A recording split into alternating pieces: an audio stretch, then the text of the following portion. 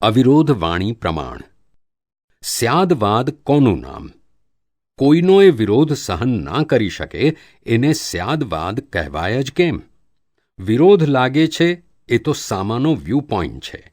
કોઈનાએ view પોઈન્ટને ખોટો ના કહે, કોઈનુંએ પ્રમાણ ના દુભાય એ સ્યાદવાદ. સર્વ વ્યૂ પોઈન્ટ એમને માન્ય હોય, કારણ પોતે સેન્ટરમાં બેઠા હોય.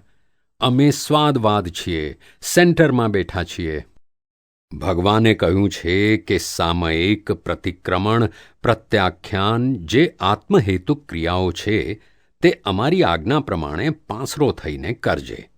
તાત્વિક દ્રષ્ટિએ જોઈએ તો દોષ કોઈનોએ નથી.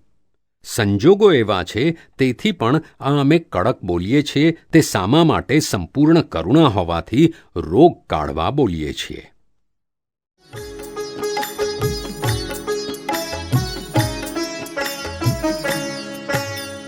દાદા ભગવાનના અસીમ જય જયકાર હો.